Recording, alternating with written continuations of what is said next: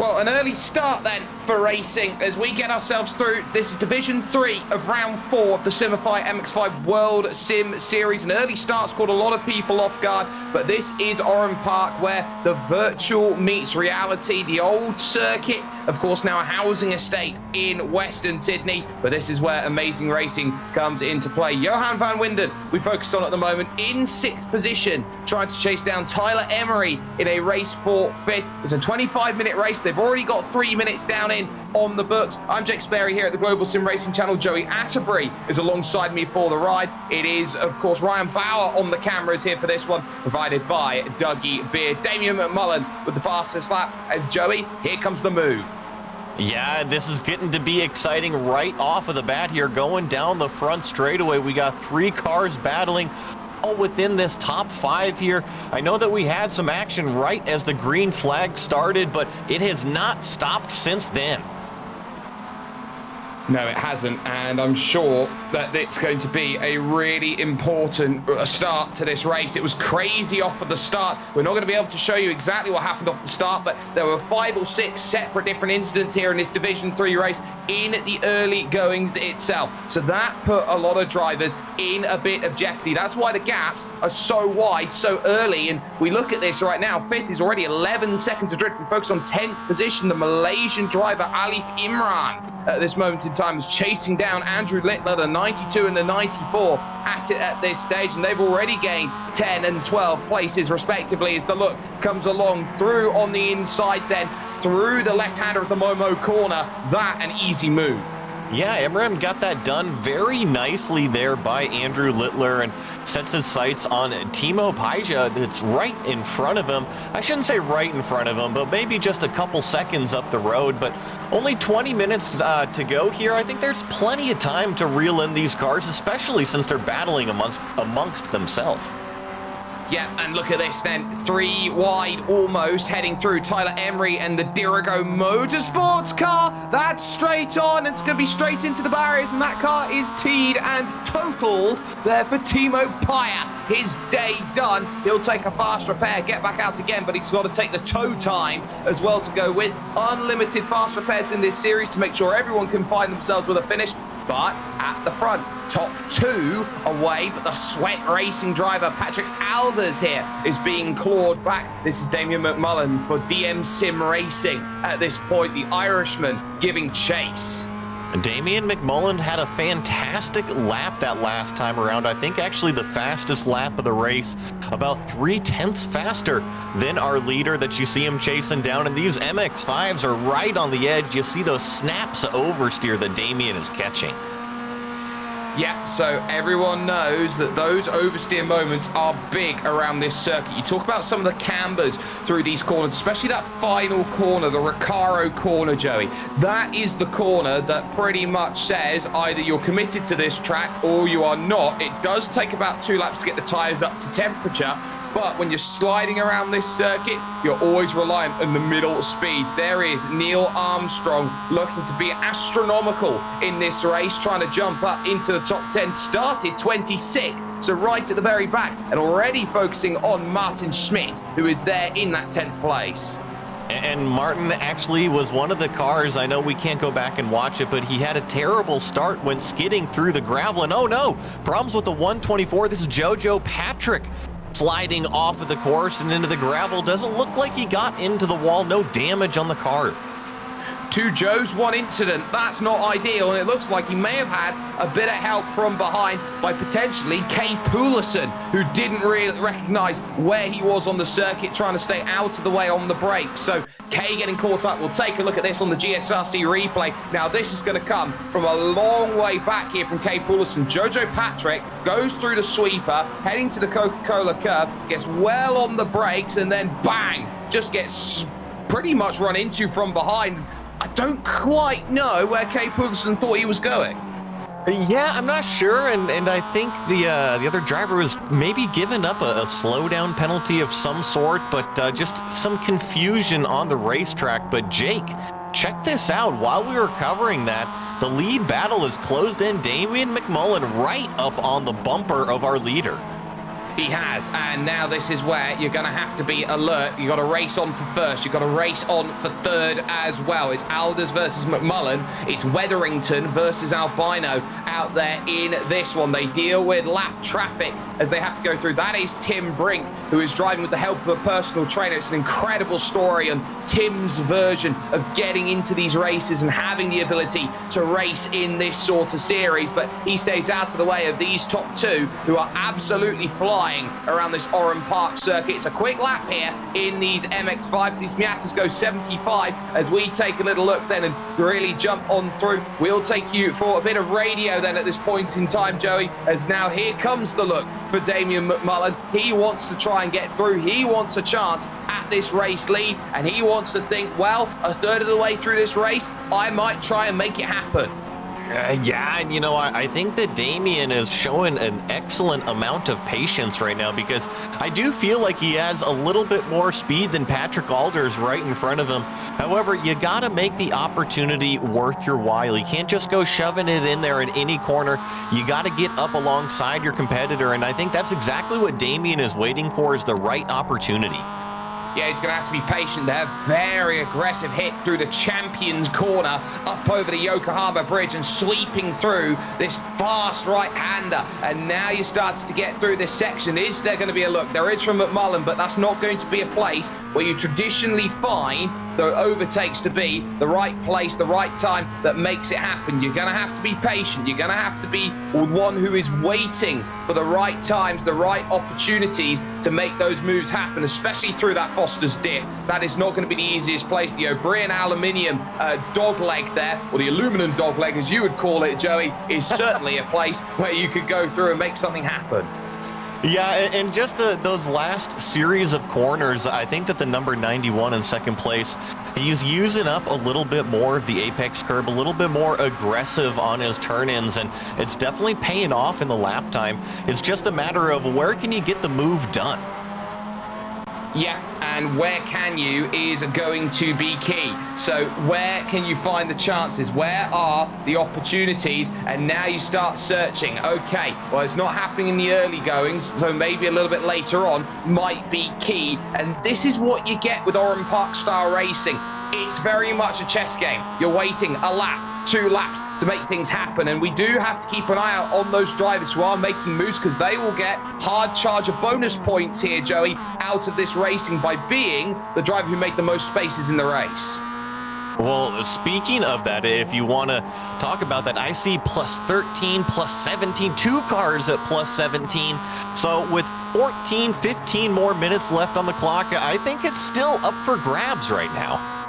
I think it very much is as well. They've pulled out a 7-second gap to Rory Wetherington in third place, so that is certainly opening up. Great 4-car scrap, though, in the middle of the field behind Tyler Emery, 8th, 9th, and 10th at this moment, and you could argue 11th as well. There is Neil Armstrong, the 1P Motorsports car, trying to get past the work guard by Result Machine, that of Andrew Littler at this point in time. Martin Schmidt just in front of that, trying to work away around Tyler Emery through the Recaro curve and back up onto what is now known in the world, or the real world, as Peter Brock Drive, and now heading along towards that sweeper and the small dip down the hill. Here comes side by side. It looks a little bit different in real life now than it does in the virtual world. And nice move by Martin Schmidt up the inside there in turn number 1. And this is that 4-car battle for what is 8th place. And I think this is a good recovery drive for the number 64. He fell way back from where he started, and he's got things going well now. Yeah, he has, and this is a good recovery through this field. Don't take anything away from the way that Andy Littler and Neil Armstrong have been driving. They have a combined 24 places gained between them over the course of this race. Neil Armstrong currently in possession, along with Alif Imran of the hard charger, both of whom have gained 15 places over the course of this race. Big attempts now are going to need to come through, and this is where it's about momentum. The entire middle sector is about carrying the medium speed. And that's exactly what I've been noticing. And watch some of these competitors start to eat up those apex curbs a little bit more than others, and then up onto the front straightaway. Oh no, this is a problem with our 7th place runner, Bruno Albino, out here. Was 4th. and that is coming through the Recaro corner, the final corner. This is what makes this corner difficult. You're attacking up the hill, so through the dog leg and looking to attack up that Recaro corner to end the lap, you always are battling with the car and the cambers and the negative G's up the hill. A nice look there as we went down through, but then when you get off on the inside, it's a massive downhill there, Joey. So you're spending a lot of time and effort with the car just trying to get it back on circuit, as here comes a little defensive look then, as the likes of Tyler Emery now has to be very alert then to this, or in fact we look at Neil Armstrong trying to make the passes. So you got Emery, Littler, Armstrong all there, all trying to get through now on Bruno there, the Portuguese driver. We will talk about him, he's in 8th place. Yeah, and Bruno just trying to fend them all off. Littler in there, Emery. It's just a scrap right now for who's trying to claim a top 10 with 12 minutes remaining. And Jake, to talk about this track more, I agree. I think that it fits the cars really nicely. You know, the top speeds in terms of the apex speeds, you have to carry it, and the commitment in these cars that you have to have through that back half of the track is pretty severe over there. It is. Top two then, still pretty much a tow bar between them. Patrick Alders then racing for Sweat Racing. You got the DM Sim driver there, Damien McMullen. But McMullen, you would say, is racing on what is a very tough month's worth of racing for any Irish fan of motorsport. Of course, the passing of the legendary rally driver Craig Breen. Yeah, it's a tough time out there, but you know, pay respects and be honorable when you can, and I think that Damien McMullen could do exactly that with a victory here. I think he can as well, and that might be something to spur him on in this one. Through the dog leg once again, and up to the Recaro corner, the fast left-hander, and you can see the different lines being taken. McMullen a lot more shallow, a lot more conventional coming in. It's a squared off apex for Patrick Alders. He's trying to maximize the exit. This is some great racecraft being shown here in Division 3. This is where anybody can find their feet. Anyone can jump in and join this series. It doesn't matter if you're a beginner or not. Through the sweeper, side by side. McMullen, a little dip into the gravel there on the outside, but at the Coca-Cola curb, it is still stations as they were. I tell you what, Damien McMullen certainly had a look around the outside. He was peeking out there saying, hey, you're going to leave me enough room, and ultimately said, you know what, I'll think of another opportunity to go around. But yeah, I saw those two different lines in the final corner there, and I think that Damien definitely has a little bit more speed. He charges into that final corner, really uses the grip from the uphill, that compression on the right front to help turn the car. Yeah, and these drivers are running around with the iRacing baseline setup at this moment in time. Drivers in Division 1 will use the iRacing advanced setup to go out there and be quicker. So using this iRacing baseline, there really is no excuses out there. Everyone has driven this right in the rookie series. Look how McMullen pushes almost through the dogleg, trying to get some drive up the hill at Recaro, and then onto this front stretch once again, a quarter of a second and just under as they will cross the line. And now McMullen's got to figure out where does he want to make this move. He went outside last time. Looks like Alders is going to go defensive again, right in the middle of the racetrack for turn one. Makes life difficult for McMullen behind him. And I think this has just kind of been the story of the last handful of laps, is where are you going to pressure Patrick Alders into a mistake, because he's hitting all of his marks. He's hitting all of his marks. We've got a race on as well for fourth position, because Johan van Winden is going to have to be very, very alert here today. David Mitchell is there just behind. And here's something that you might not know here, Joey, is the difference between an uppercase and a lowercase V. If you are from the Netherlands or have a Dutch descent, it's a capital V. If you are Belgian, it's lowercase. You know what? You learn something new every day, and you're just educating me out here today, Jake. Absolutely. I absolutely love this series, and I love all the drivers who are in it, giving absolutely everything. David Mitchell is doing well, but here is Damien McMullen looking to try and move on up forward. Patrick Alders still has been resolute at the front, and I think you're going to have to be a little bit coy in terms of how you make this move. Joey, when you look at a place where you struggle to overtake, with your experience being a IMSA driver over in the United States, do you look at something like turn one here and turn two as a combination and go, maybe I could break earlier into turn one and then absolutely slingshot myself down through at turn two? I think that's an opportunity, but I I think if I'm Damian McMullen's point of view here, I'm actually looking into the final corner. Now, before I got to race the cool cars over in IMSA, I actually started in Spec Miata racing MX5, so I have a ton of history in this exact type of racing, and I think Damian is just carrying far more apex speed through the final sweeping corners, and if he gets the opportunity, he might be able to late break a surprise move going into the final turn. The Foster's Dip is the next corner on track. They have lap traffic in front of them. It's Sam Nelson in the 1P Motorsport car. They're going to have to try and navigate around here through the Momo corner. Out to the outside they go, and is not going to affect these top two out there at this stage of the race. Every position matters. Currently just 16 drivers on the leading lap as it stands. These two have put a massive pace together up at the front. Look at it, all of the circuit being used up to that outside, and that's so old school there, that circuit, because of course the last time this track was run was 2010, Joey. You've got that big concrete wall on the outside. Yvonne Hoefelaar, she's now trying to find a pass because she's on the back now of this group. You got one lap down Kay Poulison, but Andrew Littler, Neil Armstrong, Tyler Emery, Bruno Albino, all there, all could be thinking about top 10'sville. I think so, and you look at Hoefelaar's pace, and I think she's got some good speed in the car. Fell back a little bit earlier in the race, and now trying to get back up there, fight for the top 10. And you look at this, what is this, 6 cars? So you can easily steal away a top 10 from this position. Oh, you certainly can. It is as easy as can be if you are there and you have that focus in play. Here's a look on board Andy Littler, looking to try and get close. You can see he leaves a lot of room into turn number 2, the Coca-Cola curb, because there's no need to be aggressive. Tyler Emery is doing all of that in front, searching for a way through. He's going to have to look on the outside. Middle of the road driving by Bruno Albino, carves it off in the middle. Emery was trying to unlock the door, go up and under, but there was just no space to fit the crowbar. Big slide by Albino. Can he save it? No, he goes diving into the grass, back up the hill, loses 3, maybe 4 up over the Yokohama Bridge. I think he's, even 5 position goes Bruno.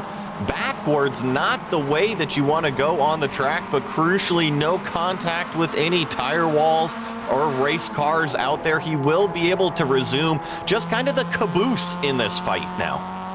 Yeah, going from the head of the train to the tail of the train in a blink of an eye. That might be a slowdown penalty there, just in front there of Andy Littler. So Neil Armstrong's going to have to be very coy, and is coy with the way he's trying to serve it. Moves over to the left-hand side, though. He'll get at least a second's worth of penalty. He's trying to slowly drop the increment here, still with the black flag being waved for him, and finally it dropped. But it's cost him a couple places. But that was a very, very clever serve of the penalty. Not putting the brakes on immediately there, Joey, but just lifting off 90% throttle, and almost it actually does clip the back of Yvonne Hoefelaar there. Yeah, and you know, we started covering Yvonne when we clipped to this battle, and she's already made her way up right into the middle of it, and more contact with Bruno.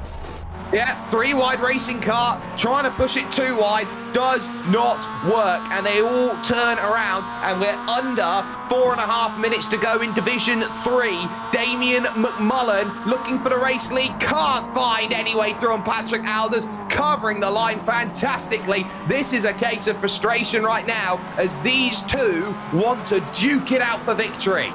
And they are so close to each other.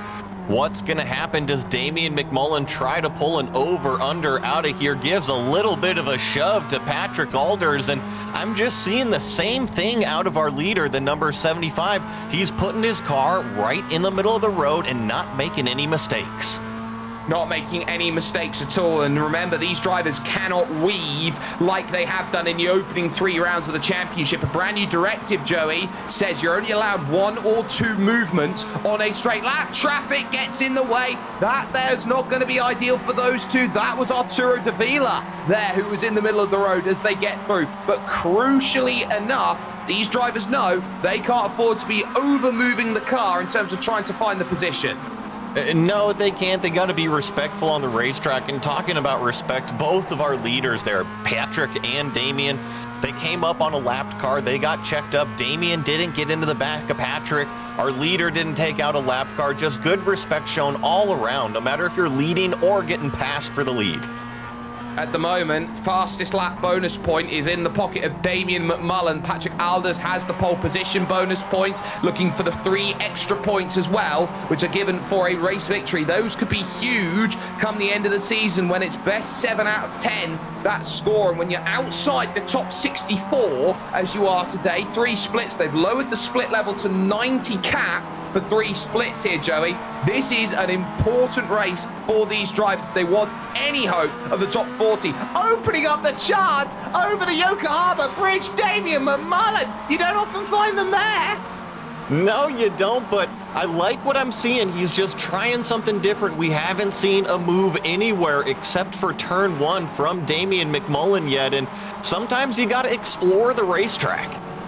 You have to. With 2 laps to go, this is where you start thinking creatively, outside of the box. Mentalities are needed. They have a 12-second gap over Rory Wetherington. They know that even with an incident, they could be in the best place. They file themselves away around Shane Pettingill, who goes 2 laps down. But now Damien McMullen has got to be alert to the way he wants to make this move. He knows that this is a tough race. Meanwhile, as this all happens, we got a 3-car scrap on for 4th, 5th, and 6th. No look at the end, but here it is. David Mitchell now trying to get past here in terms of this one. Has Alif Imran there, who was searching for the place. Connor Hope on the back of this, but Johan van Winden is now looking at this going, oh, they're not happy with this with 2 laps to go.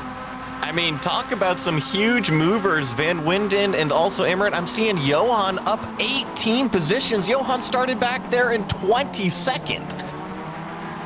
Yeah, so you got drivers who are making moves, and, well, you could say Alif Imran, who started 22nd, is up now into that 6th place. He is the biggest mover in the field. He is making it all happen as they run through. But we go back to our leaders, because out of the Momo corner and now through the dogleg, McMullen is all over Patrick Alders. Might have a pivot to the inside, covered just about by Patrick, but how good's the drive through the exit? Had to take a second bite there, did McMullen. His best chance might be going as the white flag will be waved by Barney. You know, patience out of Damien McMullen. I thought he was going to pounce at that opportunity going into the final turn, but here we go. White flag, 1 lap to go. Lots of lap traffic on the horizon.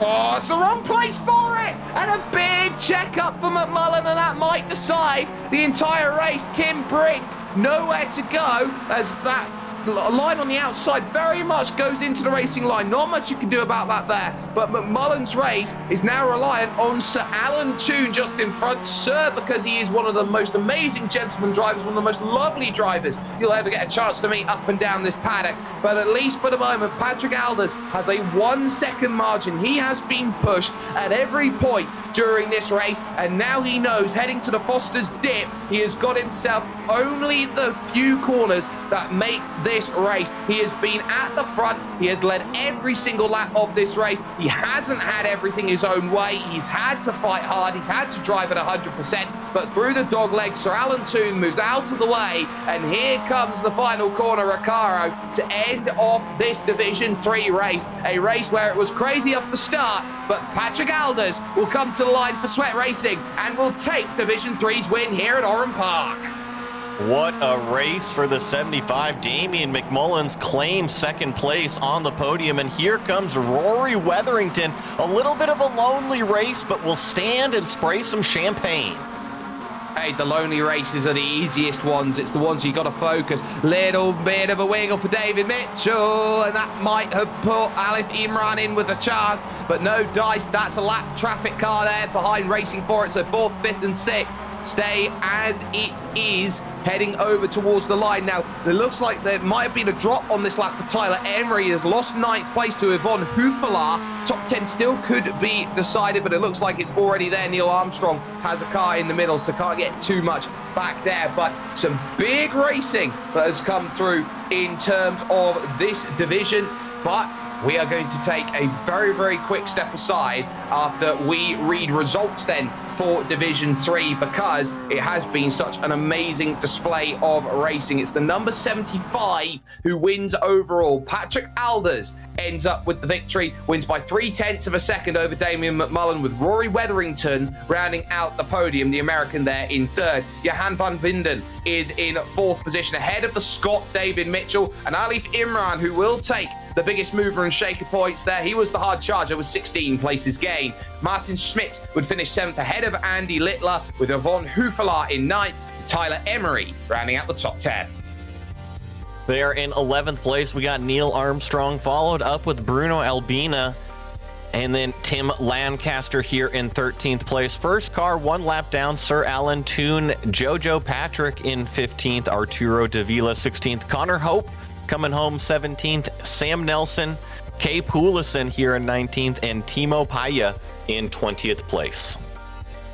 Now these drivers 2 laps down or more. Leon Vorters there, the Thai driver in 21st. Shane Pettingill, Michael Tanner-Greta struggled. Tim Brink 5 laps down. John Turner failing to find the end. And Stephen Orrell failing to find the start then over the course of this race. Division 3 in the book. We're going to step aside for one moment. Division 2 of the Simify MX5 World Sim Series comes up after this.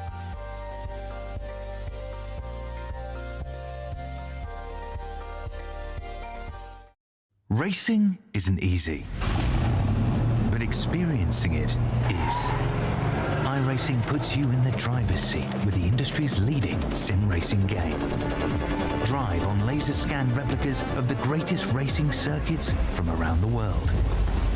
Go head-to-head against other drivers chosen by skill-based matchmaking to ensure competitive racing at every level. Compete across all your favorite series. In officially licensed cars, engineered to deliver the most accurate driving experience possible.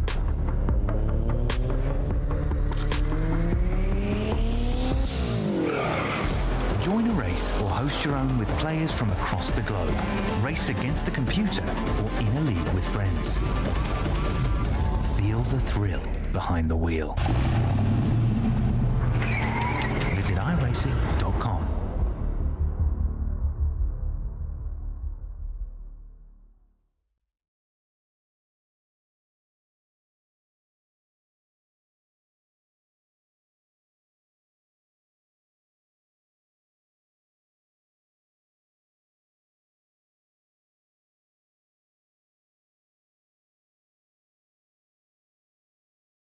Division 3 was certainly a challenge out there, but the top 2 found themselves in a really good position. Division 2 comes up in just a couple of moments, but before we do, we got a chance to talk down in through with Damien McMullen. He stood by with Joey Atterbury. Well, Damien McMullen, a heck of a race for you. You pretty much threw everything and the kitchen sink to try to get that win. How do you feel after that one?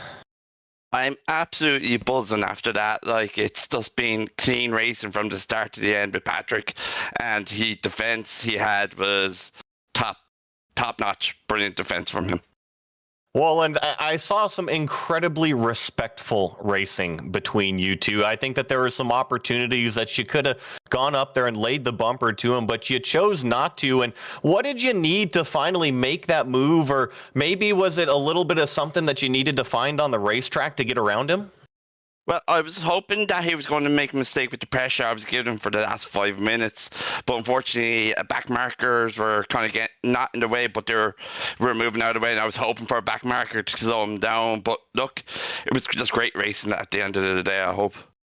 Oh, it was fantastic racing, Damien. I hope that you enjoyed it as well. I know that you kind of got a little blocked up by a lap car, but I hope you enjoyed that race. It was so much fun to watch. It was brilliant. It was absolutely brilliant racing. And if we could do this all over again next week, I could do it in a heartbeat. Well, Damien, before I let you go, anybody you want to say hi to? I just want to say hi to my family, my friends, and to my sponsors, Potato Nation and Fleet.ie, for helping me out where I needed to be in these days. So, and thank you, TE and MX5 series. Thank you very much. Well, that was Damien McMullen coming home second in Division 3. Yeah, and we'll have a chance to talk to the winner. Patrick Alders now joins us. Now, Patrick, you were a driver who was in the series before the Simify MX5 World Sim Series in the form of the MX5 Sunday Cup that was driven and was fantastic month in, month out. So for you, what has been the big takeaway in terms of the step up between last year and this year in terms of MX5 racing in this series? Yeah, good evening, guys. Yeah, that's definitely true. The big takeaway is really the entire format in which you have to do your seeding in 1 week and then transfer it to the next week and then do your qualifying and you race all over again. Last week I kind of messed up my seeding. I was about 8/10 quicker than my fastest lap, but then I messed up in the last corner, resulting in me being in Division 3 instead of 2. So yeah, that's what can happen in this series. One mistake in the seeding day can just put you 1 or 2 divisions lower than what you expect to be. So having the 3 drop rounds in mind, how important was it for you, especially with the way that Damien McMullen was racing behind you, to get the most out of today here at Oran Park? Yeah, it was extremely important for me. Last race was really kind of a mess on my side, so I had to retire in the end, which cost me quite a bit of points. And if I really want to have a shot at making it to the final round, then I really have to perform and step up my game. So yeah, winning it today with the pressure that was on with Damien, that was quite important for me. Important points and important bonus points on top of that. You look at Division 2, you see the drivers that are there. What do you think is the big difference between driving in Division 3 and then looking at how Division 2 drives? What do you think is the big difference between making that step up between Divisions 3 and 2? I think that Division 2, you won't have to cope with all the back markers as much. Many people that are there that are top of Division 3 or maybe the bottom of Division 2, they all drive kind of the same pace. What I just got from my teammates is that the top 24, I think, was within a second of each other. So the racing is much closer and the difference in times is quite a bit bigger in the Division 3, so that makes it a bit harder to get through the field in the end. Well, it might be a bit harder for drivers in Division 2 to get through the end, but you managed to get yourself some big points in Division 3. Before we let you go, is there anybody you'd like to thank for your victory here in Division 3? Well, first of all, I'd like to thank Damien for a great race, very respectful. Some tough battles there, but I think we managed to keep it clean together. So that's definitely true. And well, my teammates for supporting me, of course. Sweat Sim Racing. We only just started in January this year. So yeah, our first victory for the team, which is always nice. And of course, the people who watch me on the Twitch stream as well. So thanks for watching. Yeah, no worries at all there. So that is Patrick Alders, who joins us, a victory there in that battle. Most, if not all, of the drivers have brought through their qualifying efforts, have brought them to a close. So everyone is sorted in that regard. But before we take a look at how everyone stacks up, let's get a bit of an understanding of what this circuit is all about. Let's take a look at our GSRC track guide to get a really good detailed look into what makes Oran Park the Australian motorsport buried treasure.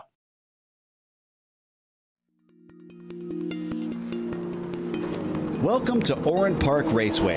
Though the track has been torn down and no longer exists in the real world, it was once located north of the town of Narellan, New South Wales. Thankfully, with iRacing's laser scan, it's saved for sim racing perpetuity, complete with a number of incredibly unique features.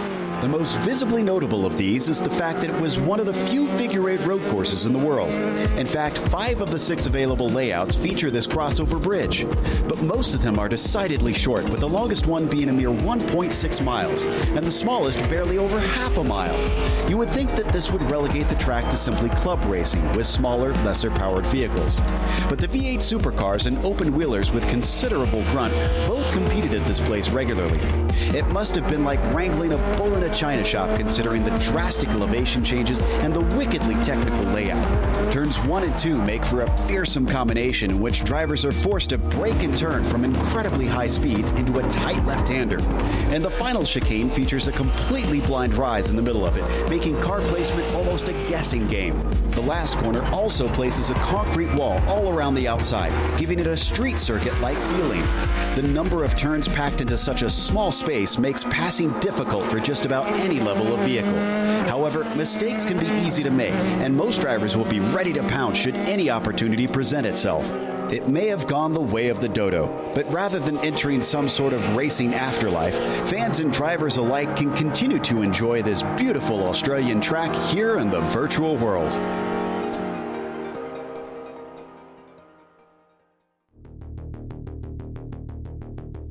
Well, that's a look at what makes Oran Park difficult. Wasn't for Christian Hinch up at the top, 114.6, a full half a second clear of Tommy Pellinan on the front row of Division 2. Roberto Bruno Filio will be in third, with Tero Tillis in fourth position. Elise Main starts from fifth, with Riyad Yasmin, the Lebanese driver, in sixth position. Ronald Moons, who is the organizer of Virtual Bell Car, starts in seventh, with Patrick Cantrell in eighth. Nice to see Tom Daly up there in ninth position. Miles Owens, who is right up there in the championship, rounds out 10.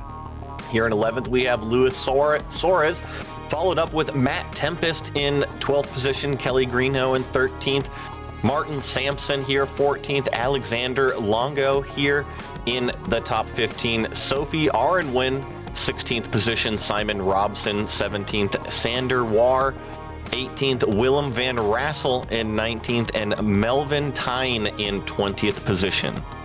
You check over the page, the Jamaican driver Charles Kellyman will go from 21st and has had a lot of races with Carl Jacquelet in his past and his present, and will do so now in his future. They line up on row 11. Tony Hasia and Mackenzie Mann are on row 12. Mackenzie is very good at gaining places in races with Nicholas Norwood and Peter Reid. Stephen Orrell decided to watch the first race in the wrong way, so he is there in 27th. Bruno Albino's watching the race in the wrong way now, so technically 28th. Carl Wincott will be on the back of the grid in 29th, but will have the ability to start this race. Now, they have those times to get themselves ready. There is the track temperature, 27 degrees centigrade, 81 degrees Fahrenheit.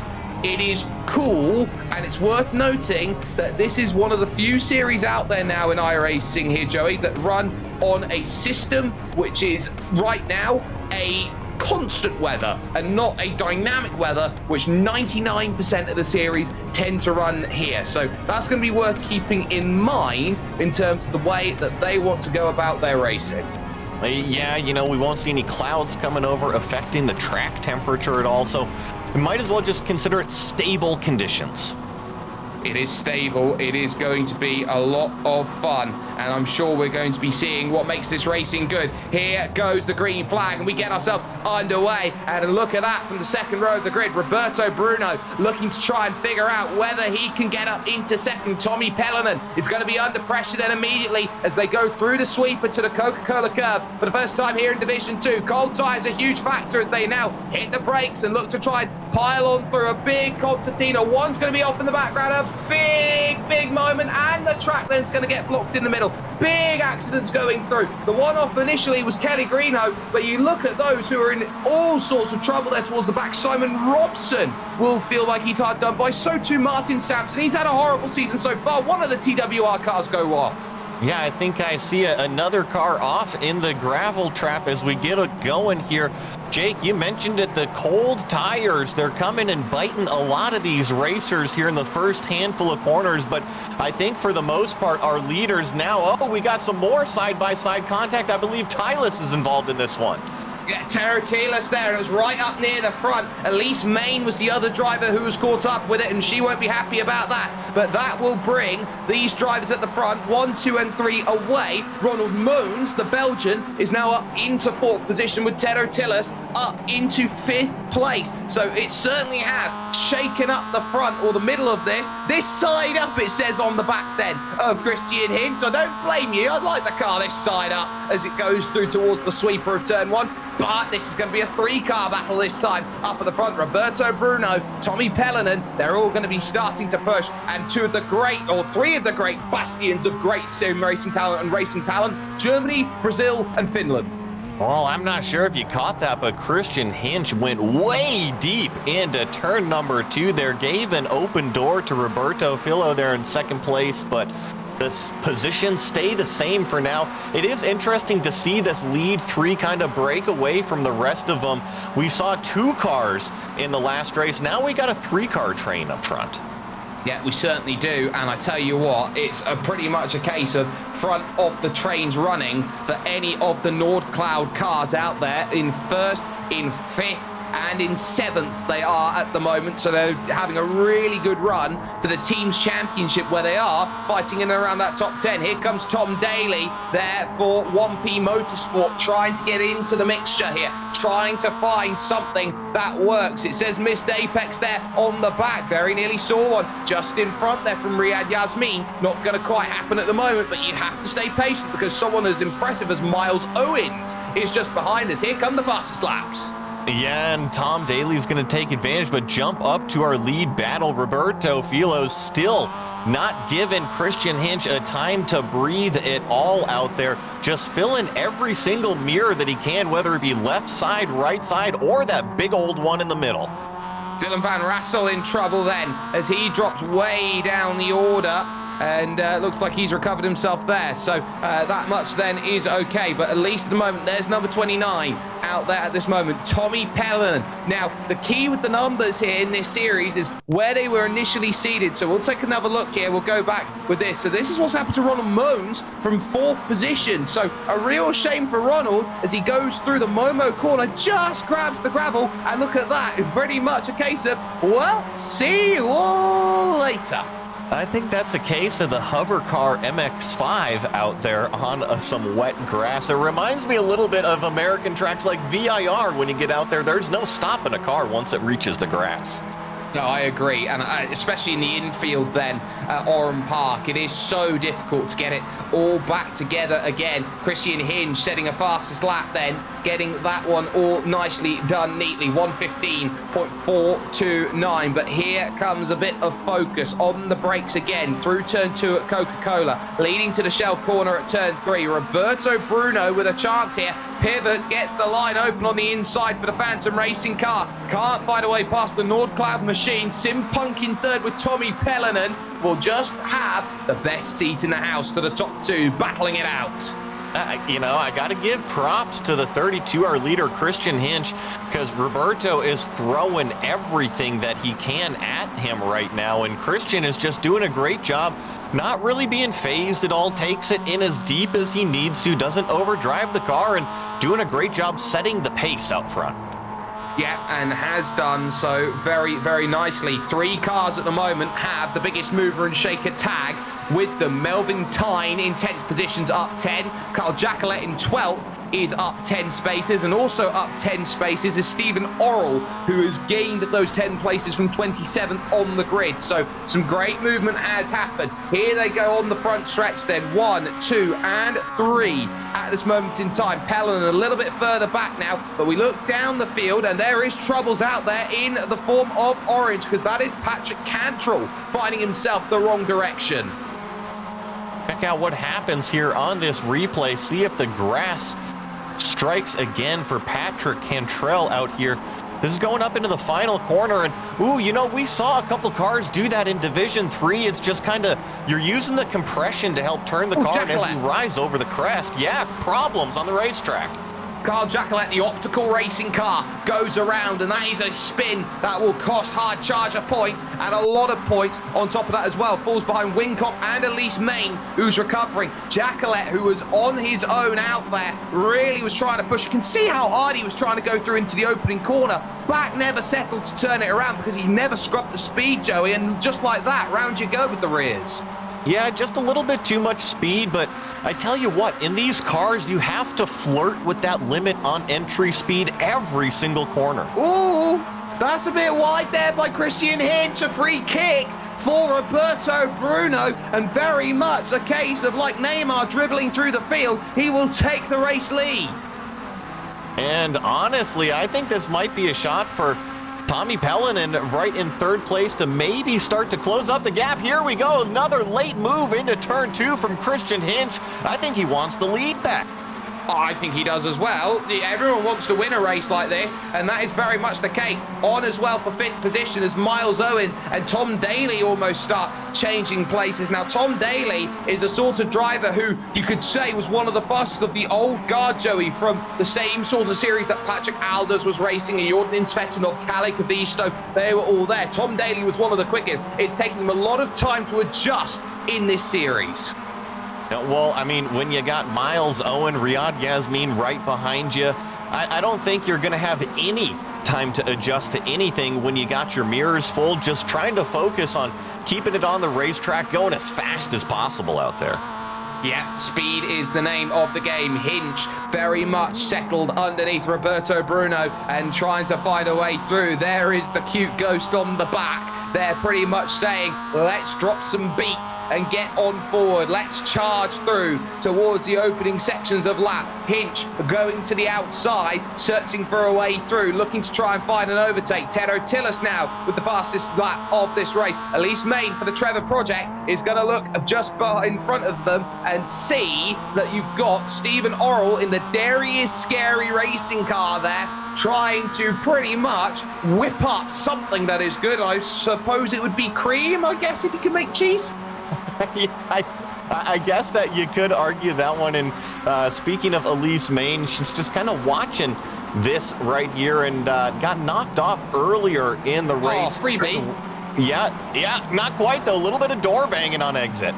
Oh, you gotta love it though. That's the sort of racing that you want. Elise, she's gonna try and find a way through around the outside. Is this going to work? And they're gonna lean on each other. But the next 3 corners are all right-handers for Stephen Orrell. That will be the way. It's gonna be fought through the champion corner, around the outside. Brilliant stuff up at Yokohama Bridge. It's secured.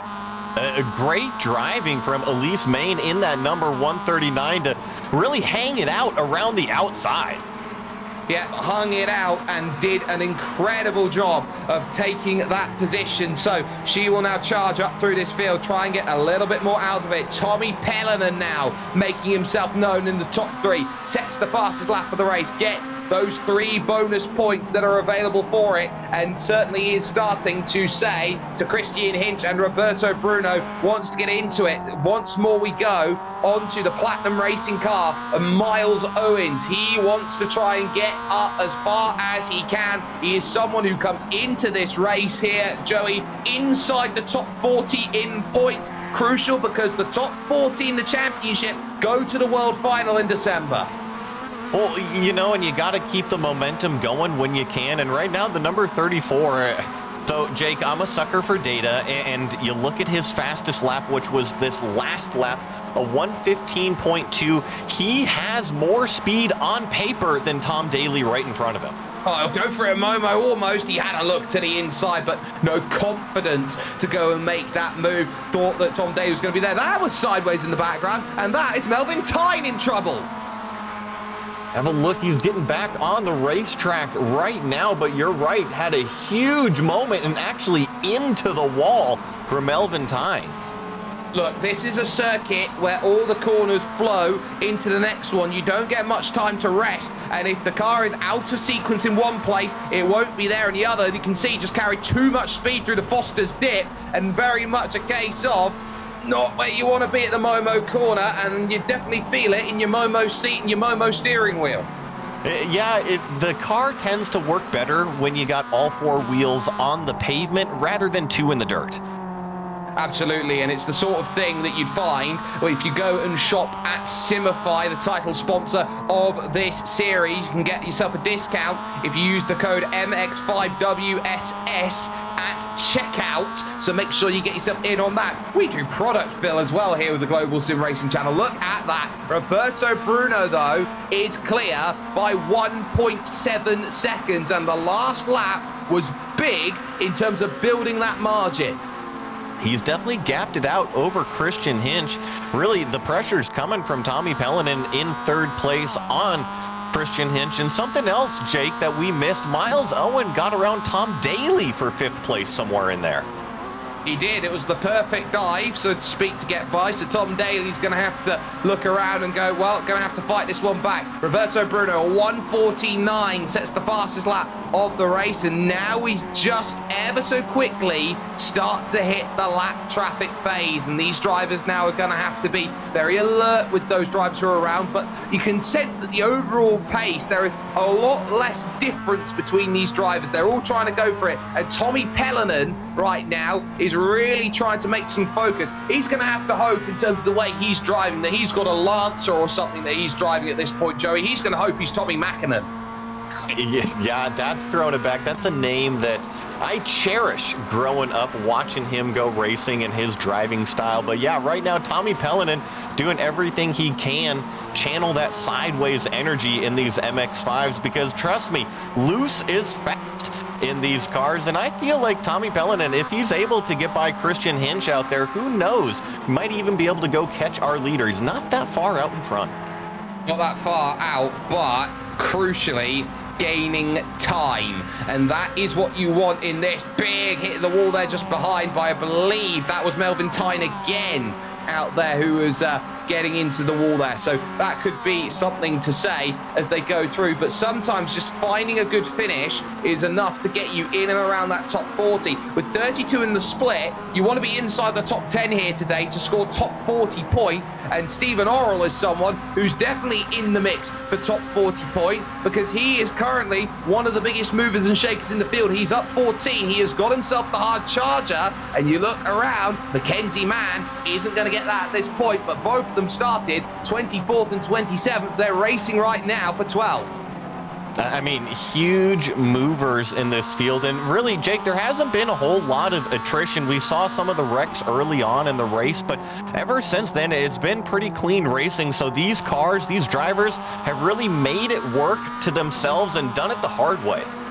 Yeah, they have. They've had to really make those progresses that they've needed to on circuit. Overtakes on circuit, not via attrition, has been a difficult race in that regard as they've tried to go about their business. But at least at the moment, they go through the Foster's dip here, the right, then the left, and you're always trying to get yourself settled immediately for the Momo corner here. This left-hander, back up the hill you go, heading to the dogleg. Little wide there from Mackenzie Mann, just about gets away with it there. Won't be able to carry as much speed through the dogleg because of the heavier turning angles there of the steering wheel, but a big wiggle there from Stephen Oral pretty much says you're off the hook. Here will come Elise May. And I agree with you. Elise Main's going to try to take advantage of the opportunity. You got to be careful where you dip the tires in the MX5s. But hey, you know, being an MX5 driver myself, if you're not dipping tires half the time in an MX5, are you really driving it at the limit?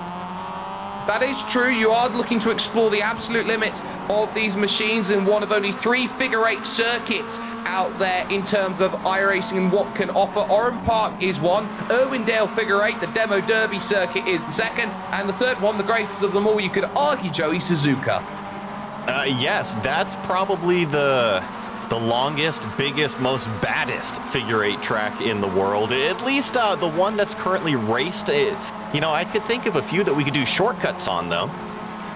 Very true, but these drivers won't be taking any shortcuts in terms of this race. Let's go up actually 7th, 8th, and 9th in this race, because it's getting interesting between those 3. Sandavara up 11 spots, but you got Charles Kellyman there just behind, as well as the recovering Patrick Cantrell in the scoot racing, because he'll have to scoot on through past these 2 drivers to move up and be back into positive figures for his race in terms of positions gained. But it is going to be Charles Kellyman just playing the patient game, and this is how Charles Kellyman likes to drive. He likes to drive just waiting for opportunities to turn up, never wants to put his car in a place where it affects his race. Now, Jake, you know these drivers a little bit more than I do, and this is an interesting battle here, because I see that we're Sander Ware up 11 spots, Charles Kellyman up 13, and there's Patrick Cantrell in the number 30 car trying to work his way back. So do you think maybe there's some different attitudes going on between these 3? mentality will be completely different between those three. You look at Kellyman and Vara, they'll be trying to work out what is their race, keep it all together. Patrick Cantrell's thinking, I need to get places back. I need to be a little bit more aggressive. I might need a little bit of help to make it happen. Vara runs a little bit wide through the Momo corner. Might open up some opportunities when they get to the sweeper, when they get to the Coca-Cola curve at turn 2. Might be places to happen. Cantrell, you can see he's aggressive on entry into the corner. He's trying to scare drivers out the way. That sort of driving style that you get where you go, I'm going to force you into a mistake by braking as late, as aggressively as I possibly can. And often it does work. Is that the kind of move when you look in the rear view mirror, you see it coming behind you and it's got like the steam coming out of both ears? Oh yes, it's very much cartoon. Here is Ronald Moens trying to get back through. This is with Peter Reed and Willem van Rassel. This is 18th, 19th and 20th. Another case of explaining it. Oh, in the grass, trying to make the pass through the dog leg and gets forced out by Peter Reed, who would not deviate for love nor money. That's Miata racing if I've ever seen it. 2 4 wheels in the grass trying to make a door open wherever you can. And look at this. 4 cars trying to go for the same spot in turn 1. 3 wide, they're going to start looking. It's 2 wide at best. Sweeping around the outside, way too deep from Willem van Rassel. He'll go flying off into the barriers. Bang! He's out of contention now for that position. That's a shame for him. Peter Reed now will take control of that. And all through that, sneaky Matt Tempest stealing one. Yeah, coming up through the field a little bit. Matt Tempest gaining some positions, but that was some great racing there. All the way down the front straight, almost 4 wide into turn 1. Almost 4 wide. Elise Main with another chance, this time with Mackenzie Mann on the hook, looking to try and get things sorted there. So will there be a position change right now? A little think about it going through the opening section. Look how battered Stephen Orrell's front is. You can sense that some drivers have been a bit too aggressive on the front of this car, and it shows with the way that the front has been crumpled in. Yeah, and these cars aren't necessarily aerodynamically dependent, so I don't think that they're losing a lot of time based off of the damage that we're seeing out there. However, it kind of is a representation of how you're approaching the race. Some of the cleaner cars definitely working their way up forward now. They are, and they're running out of time because they're down to just 6 minutes in this race. This for 12th on back. Mackenzie Mann is pretty much right now trying to hold on to everything like he's Spider-Man, and he's got 1 car in one hand, 1 car in the other, going, please hold on, I want this 12th place. All these points mean so much. Rushes a little bit there, uses all of the circuit through the Momo corner, but you search behind and you start sensing that, okay, Stephen Orrell's under a bit of pressure because you've got Carl Jacquelet there trying to find the pass. Isn't going to quite get it there at the brilliant Recaro corner. You know, if I'm Mackenzie Mann, you got to be very careful out front right now. Do not make any mistakes, because I feel like if you get pushed off of the line right here, look at all of these cars ready and lined up. Just waiting for the right time for the move to happen, but at least at this point, these drivers know it's not quite forming the way that they would want to. In terms of the battles in this race, it's about 6/10 between Hinch and Pellenan. It's about 8/10 of a second Owens and Daly at this point. Close battles going on 7th, 8th and 9th, and this just outside the top 10 continues to be interesting. Another little search at the champions corner there for Elise Main. She searches once more, trying to find a position, but once again, it doesn't quite happen. Through over the Yokohama Bridge and heading towards the Foster's Dip. Jake, watching this on the screen, it brings a smile to my face. This is why I love this type of racing. Look at these packs that we have. We got a battle for the podium. We got a battle for top 5. And then we got, what, 7, 8 cars battling it out for a top 10. Yeah, we got a lot of drivers who could make moves, who could gain places, and all of this while, they start catching Tony Harsha out there, who is a driver who is right on the bubble, so to speak, of top 40. Someone who desperately will need a lot of points. As we go off of the front straightaway one more time, here's Tony Harsha. You were mentioning him. Doesn't have any pressure right behind him. Actually is running a little bit of a lonely race there in 11th as we jump back up for this fight for a top 10. Yep, so that top 10 continues on fantastically as they search then for places, and they know with Riyad Yasmin gone, it's 11th on down, that they're trying to work out and see if they can get another little search then through, as that once more will be man away. Oral through on main brings Jacqueline, Eronward, Luis Suarez is a lap down or more, Carl Wincott trying to get into the mix as well. Brilliant stuff through that group. Meanwhile, as this happens, with a handful of laps to go, the gap is still 2 seconds and there is still the ability to push, but the question is, how much can you push in these later stages? I think Hinch has tried to throw everything at it, but he's left it too late.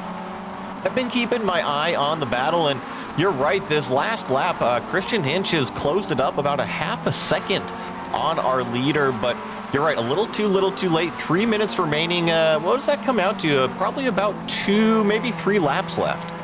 Probably 3 laps. It's a minute 15 around here, Yeah. so there'll be about a half a minute to go when they cross the line with 1 lap to go in this Division 2 race. Division 1, which has been fireworks all season long, will be along after this, but at least right now, you can't argue against the drivers who are there at the front, and it takes a lot, really takes a lot, Joey, to try and put yourself in the right place at the right time. We go back to this group, this huge train running through Champions Corner.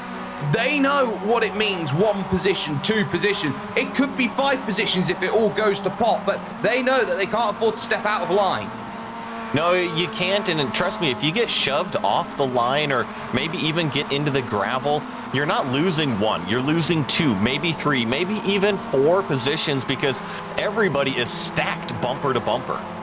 Speaking of which, it's now stacked behind Sandavara in 7th position, because suddenly on the back of that group is Riyad Yasmin, who has got back there to the top 10. Started out the season in Division 3, did Riyad Yasmin, but now has found a way to be consistently in the points, the Lebanese driver, in Division 2, and that's the sort of improvement, race in, race out, that you're trying to search for, especially with how competitive those seeding days are, Joey. The fact that you're looking at it and going, well, you only get 4 laps to try and work out how quick I actually am.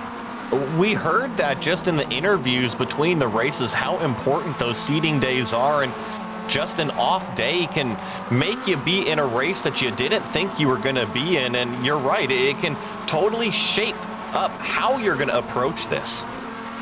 It is, but at the front of the field, it is Roberto Bruno who leads, but it is the final lap. But look at how that gap has come down. A 1:14.7 by Christian Hinch. It's 1.1 seconds. He is turning the screw, but has he turned the bolt a little bit too late in this race? Roberto Bruno has got to just put a clean lap together. If Christian Hinch can find another 14.7 or better, he's got a really good chance. He can, but the hourglass, it's ticking away right now. Christian Hinch on another flyer. He is closing it in.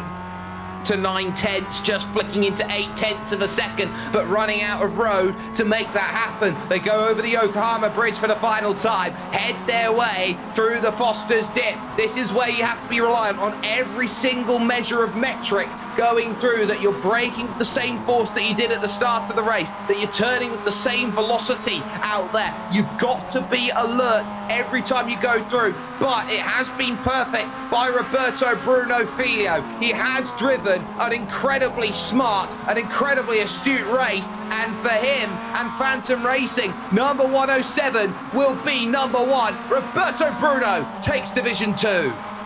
Great race out front. Christian Hinch, 2nd place, and Tommy Bellinen will come home in that final podium spot. Shout out to Tira Tillis. They're almost climbing up into that 3rd place position.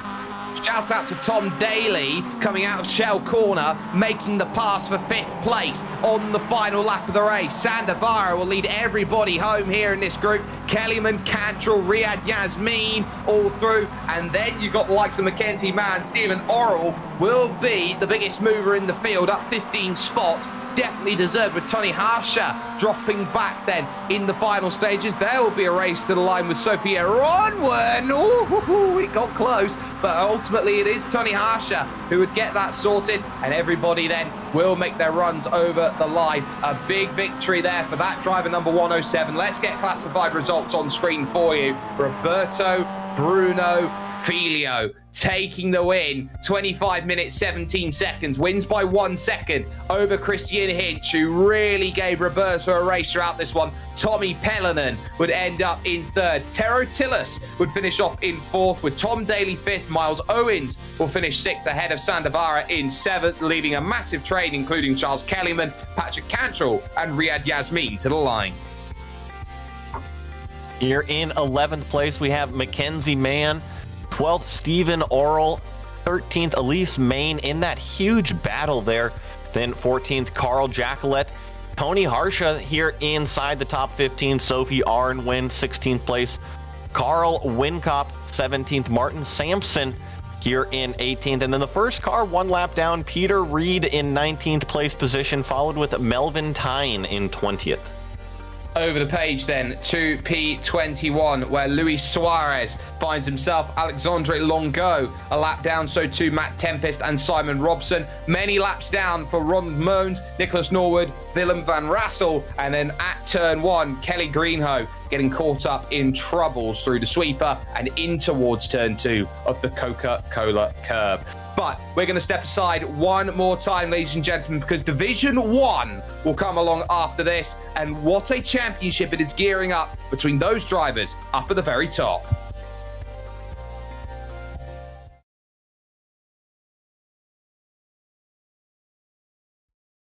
Racing isn't easy, but experiencing it is. iRacing puts you in the driver's seat with the industry's leading sim racing game. Drive on laser scan replicas of the greatest racing circuits from around the world. Go head-to-head against other drivers chosen by skill-based matchmaking to ensure competitive racing at every level. Compete across all your favorite series in officially licensed cars engineered to deliver the most accurate driving experience possible.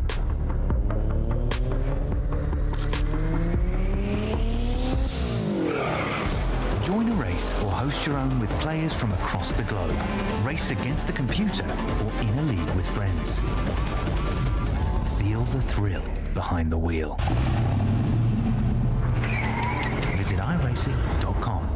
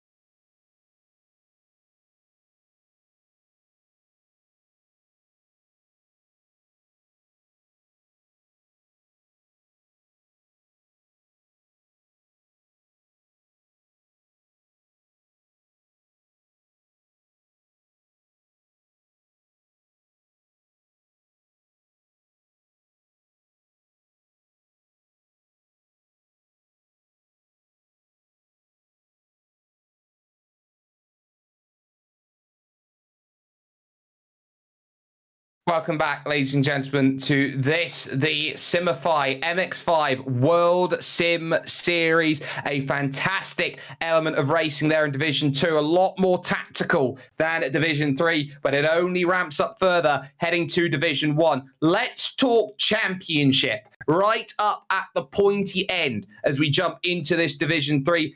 Ade Koba, one of the best in the world, 520 points, still holds the championship lead. But after that crazy finish in VIR last month, Jason Cooper steamrolls up into second ahead of Fernando Antoli in third. Marcelo Pinan is in fourth, has had some mega recoveries to get into that position, with Pablo Espes and Vladislav Shopov fifth and sixth. Adam Delmont is seventh, with Ronnie Mantiniemi in eighth. It's then Morgan Burkhardt, who had that dramatic wheel failure at the final corner last time out, in ninth, and Andres Prieto rounding the top 10. Joey, this is probably some of the greatest racing you've got, and it's two teams at the top who are pretty much spearheading it.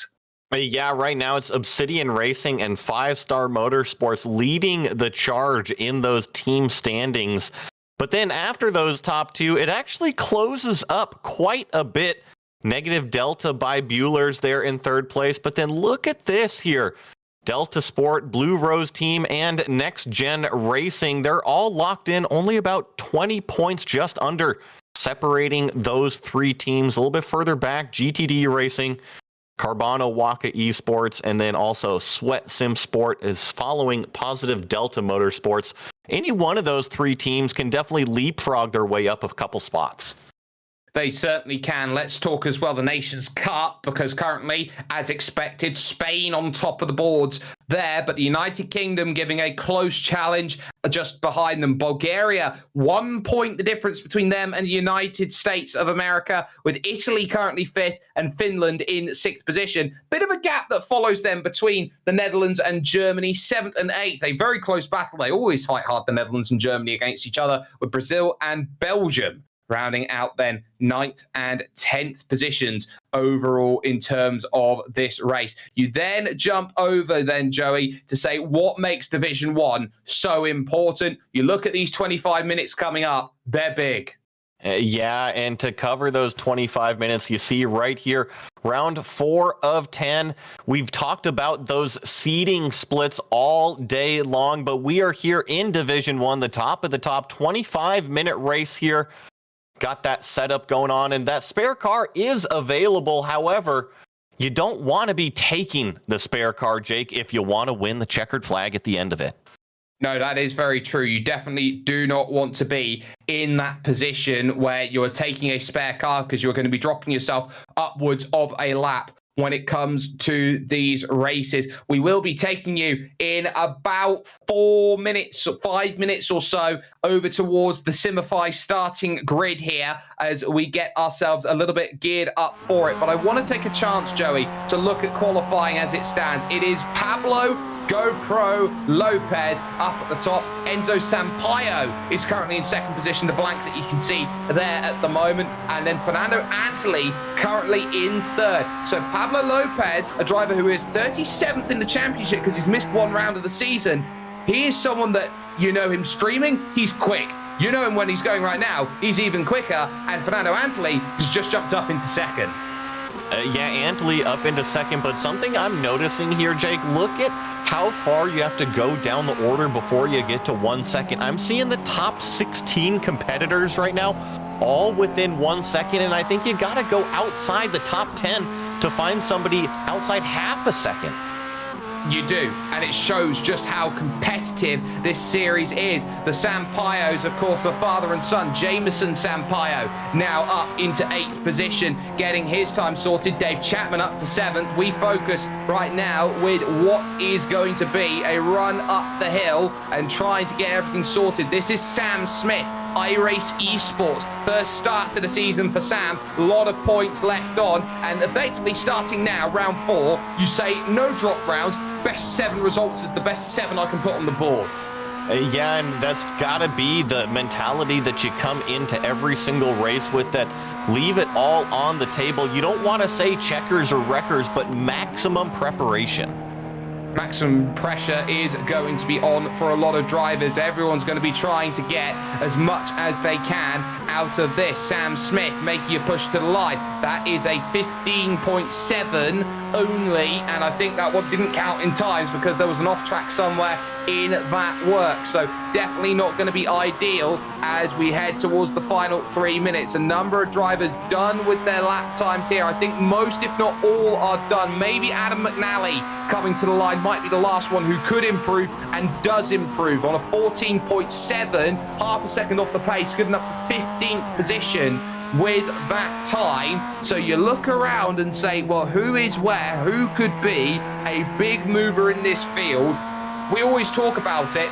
This field is absolutely stacked. If you've got someone like Marcelo Pagnan right now in P13, Joey, you know this is a strong field.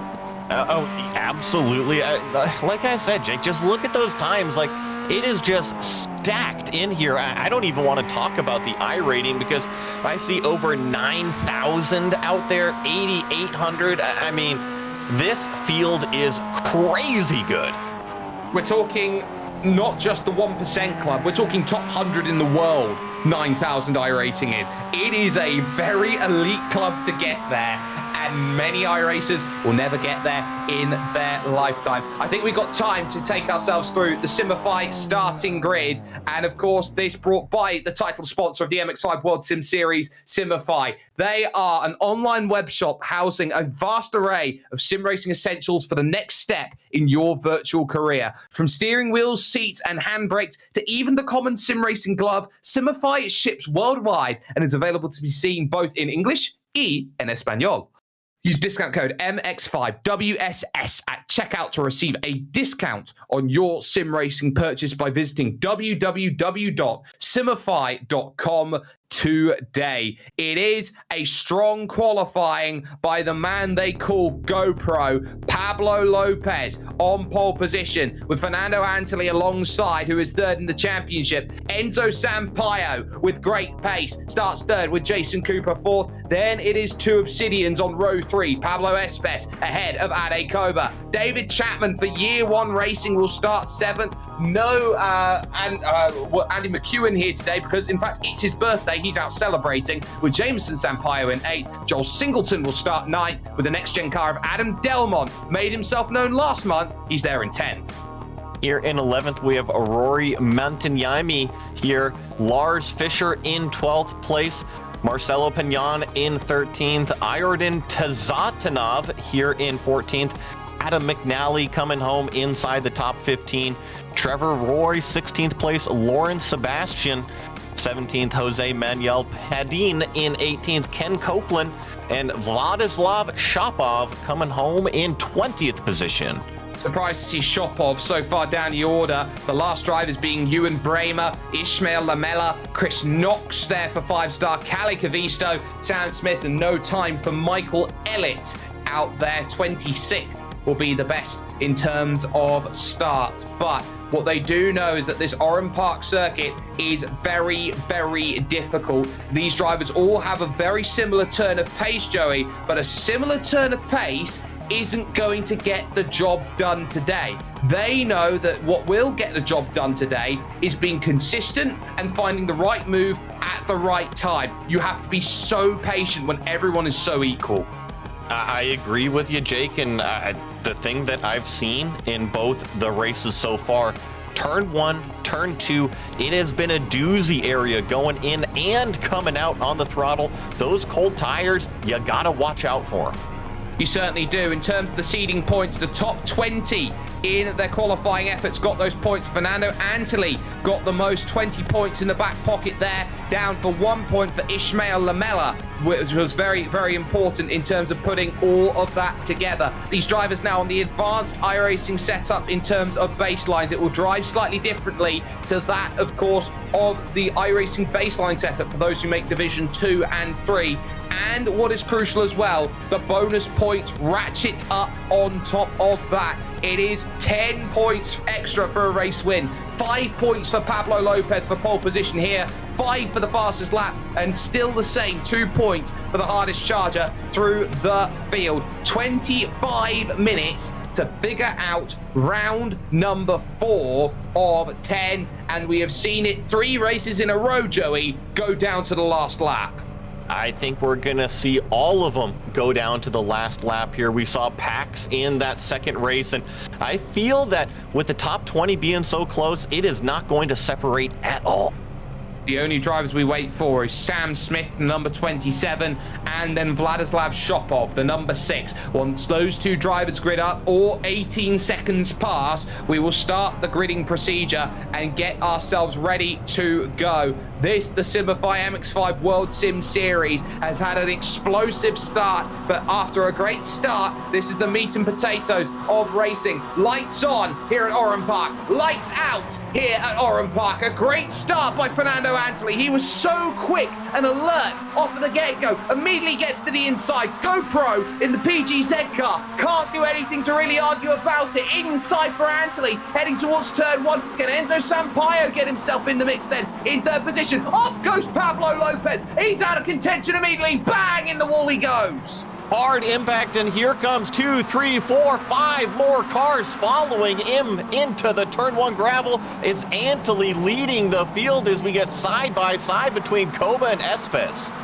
We do, but now also Jason Cooper trying to get in. Top 2 in the championship, 4th and 5th, battling it out at the moment. Up the hill through Champions Corner. Oh, there he goes. And Pablo Espes, hard into the wall. And his season goes from bad to worse as he's out.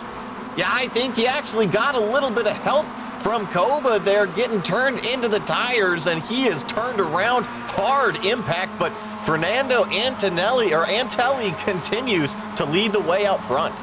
There's been a spin as well for Jordan Svetinov, so troubles for the Bulgarian out there. Take a replay then at the start because it was very hectic. Pablo GoPro Lopez, he will not be happy. The Pulpo Lopez over on Twitch gets himself shoved out to the outside. Nowhere to go, tries to save it, out of time. More dramas though behind. Marcelo Pignan, you can tell, they're in the Movado Corsa car, and bang, Chris Knox gets himself into the next gen car. That might have been Adam Delmont.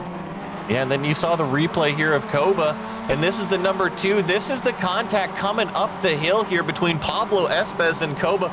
Watch this one, Jake.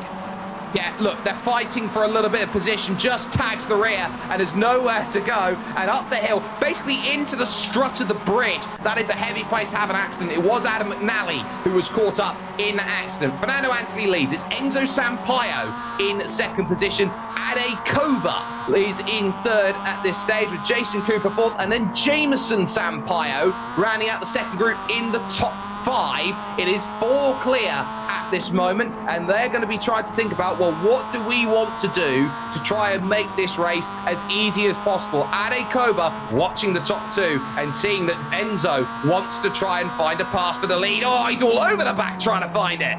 He looks down to the inside there through the final turn, but look at this. This really compromises his exit. This is going to give an opportunity to Ade Koba, and oh no, looks like Sampaio's spinning out of the final corner.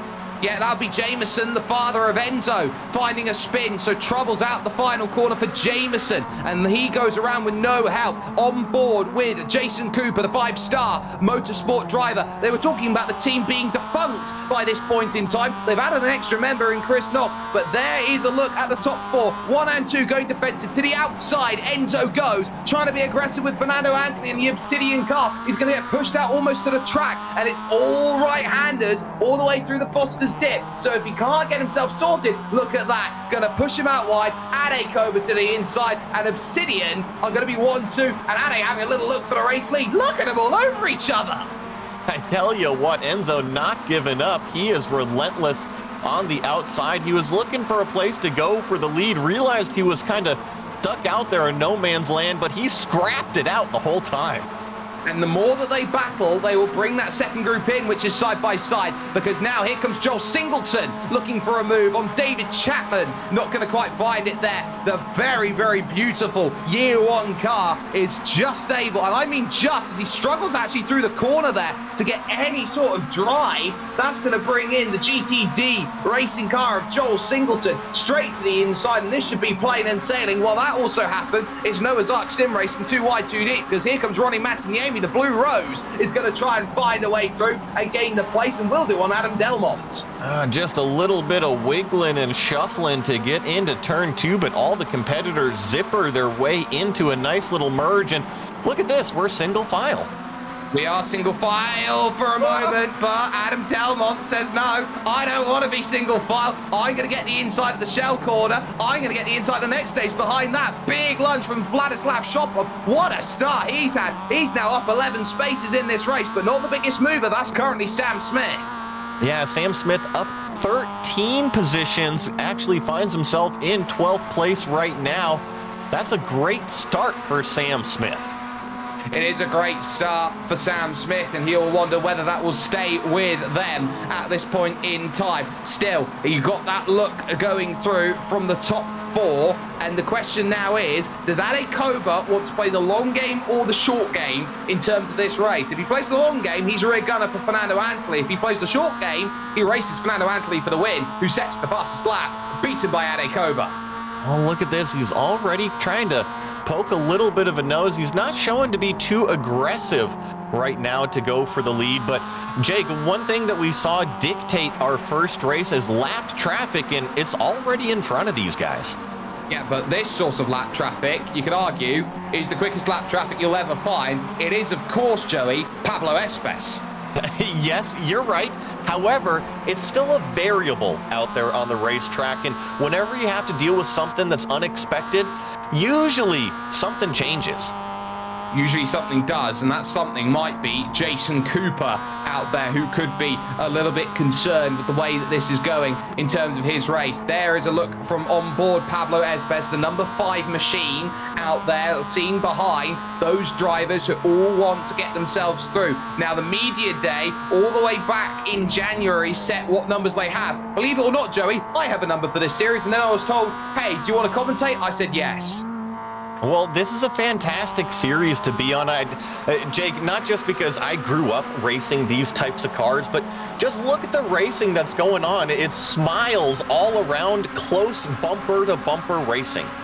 It is Enzo Sampaio now with the fastest lap check mark against his name into the Coca-Cola corner at turn 2. Drive off the exit is key for Enzo and the CFPM Sampaio team. And now look at that. A slight defense to the inside from Ade Koba, just covering off the line a little bit deeper in on the brakes. Gets slightly closer there to the back of the number 3 of Fernando Antoli. But you look at that group of 4 at this point, they've got it going pretty well. It's starting to look back at that second group where it gets interesting, like so Ronnie Mantignani getting caught up in it. And now what you also have to remember as well is that when it comes to the final race, which has changed, by the way, it was going to be Alton Park. It's now Laguna Seca, the final round. Alton Park will now be round 7 of the championship.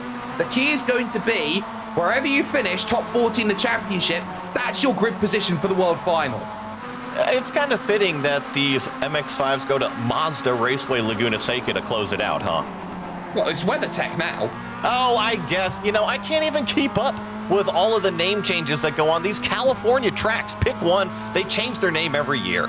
Oh, let's just call it Mazda Raceway and then see his point, shall we? That will get it all done, as now Enzo Sampaio again has another look, thinking about turns 1 and 2. But these drivers in a holding pattern right now, 17 minutes left in this race. They don't want to show their hands too early. They know how important it is to find patience in this race. And you know that when you're trying to make a move here, it is difficult to get it complete just by the nature of these slow but yet open profile corners, Joey, that open it up. Yeah, and it's very technical around this place. I really do feel like these cars suit this track really well. It's not like you have these huge draft battles. It's more about hitting your marks every single corner, making sure you take advantage as much as you can of the track. And I tell you what, if you overstep the limit just a little itty-bitty bit, it'll bite you hard. Oh, it will. And we have seen that so many times before where this track just bites and does very well. Top 3 have been racing really quick. They're trying to break away from Jason Cooper in 4th place, who is holding on about half a second back. But look at how they snake forward. Now, they're only allowed those 2 moves. So that's the first move that we see out there. You can see a very, very damaged car down there in the pits in trouble. That's Ewan Bramer, who's found himself out of the race then in dramas. But through they go, the opening sweep once again. And you can certainly notice that Fernando Antoli has that comfort at the front of the field. He doesn't feel like he's being challenged right now by Ade Koba, who just gets in the mirrors in towards that section of track. I think he's trying to send a message saying, come on, hurry up, we need to get away. Is that the polite way of saying I'm a little bit faster? Is that I'm not going to try to make the move, but I'm just going to fill your mirror as much as possible? And it's exactly what Ade Koba's doing. I mean, all you had to do was look at Ade Koba's helmet and the small marks that he had there on the top right. I'm sure that hasn't changed in a number of years because it has the old Iberica Racing Team logo on top of it. IRT, of course, was one of the great Iberian sim racing teams in the world. They dominated proceedings, and then all of a sudden overnight they decided, you know what, that's it for our team, and everyone went their different ways. Obsidian picked up a number of their great drivers. Look up the inside, the two teammates are there. Ade Koba then trying to find a way through. Enzo Sampaio, pick a lane, pick a choice. He's going to start pushing Ade towards the front of this field. They want Fernando Ansley out of it. Interesting. This all started because looked like Sampaio's trying to get up underneath. He's going to take away the second place position from Antelli, and that was all a mistake out of Fernando, and he didn't lose one but two positions on the racetrack. Yeah, and that's how quickly you can go from hero to zero. Small defense then by Sampaio, having to cover it off. Behind that, though, Joel Singleton has lost a place because Adam Delmont now moves up inside the top 5. This group's already lost 5 seconds to the race lead, but these positions, 6th through 10th, look, they don't look flashy when you've put them down on your scorecard. Oh, I finished 6th, 7th, 8th. But points-wise, they are flashy in terms of what this championship is. They can definitely pay out huge, and I mean, you look at the lap times these guys are turning out here on the racetrack. Everyone is in the 14s for the most part in terms of fast lap. It's leagues ahead of everything else we've seen today. Oh, it really is, and it has shown as the front 4 continue on their race. Want to keep an eye on Shopov's progress because he's now up 12 spots in this race. He's now up into 8th place and ties now Sam Smith, who we knew, and also Kali Kavisto up 12 now. Yeah, a couple big movers, but you're right. Vladislav Shopov, really impressive, and right now he's got David Chapman as well as Joel Singleton right in front of him, so opportunities to even maybe get up there with Adam Delmont and crack a top 5. Yeah, so there are opportunities. If you can get a top 5 sorted, that certainly could be in the back of the mind. You can just jump up 3 places. First up, the year 1 car. After the year 1 car, you've got to get past the GTG machine of Joel Singleton, and then there's the next gen racing car then of Adam Delmont to try and get by. 3 very, very good drivers who are all trying to search out where is the right time and the place to make those moves. Delmont would like being at the front. He had to work really hard at VIR, and then of course he had that big issue on the final lap into the roller coaster with Fernando Antelli and Ade Koba. Certainly hoping that doesn't happen again. There is Jameson Sampaio, father of Enzo, trying to make his recovery through the field. He's got eyes on Smith and Kavisto just in front. I think Jameson was one of the cars that we saw spinning on the front straightaway. So yeah, good to see Jameson back pointed the right direction. And here we're jumping back up. This is Enzo Sampaio trying to defend off Antelli right behind him.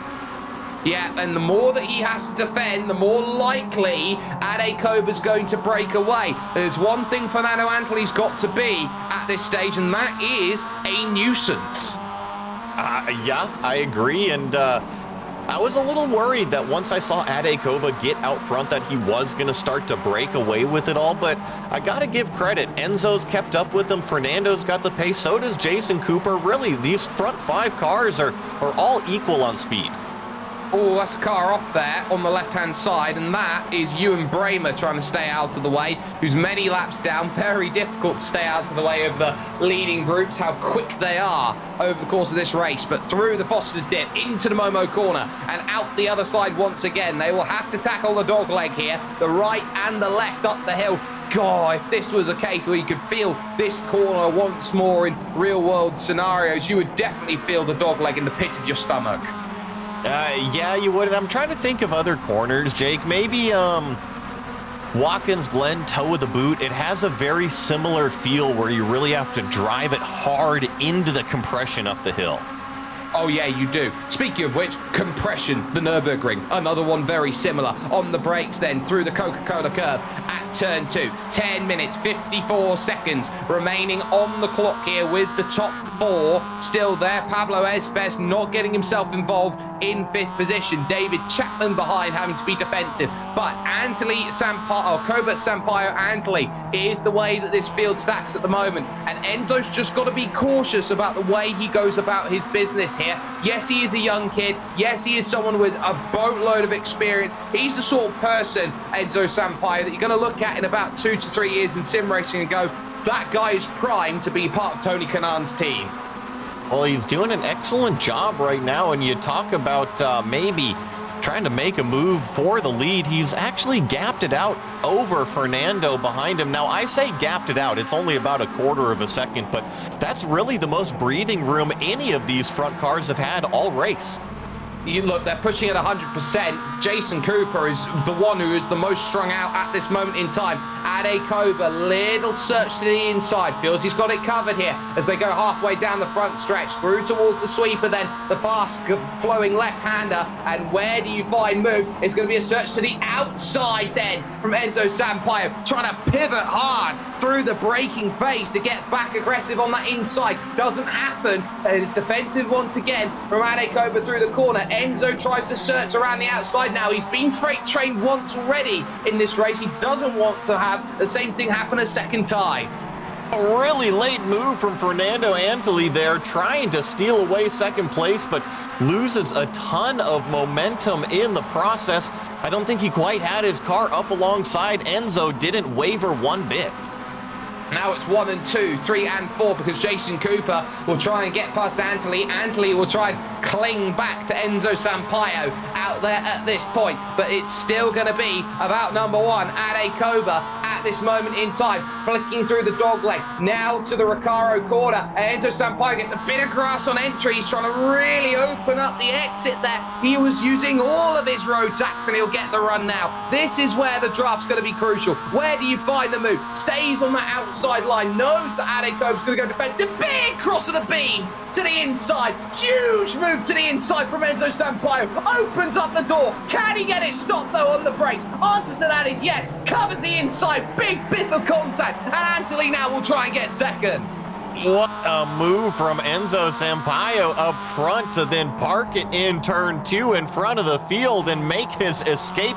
Ade Koba continues in second place, but I tell you what, the number 66 putting his foot down. Executing the order to perfection with that pass.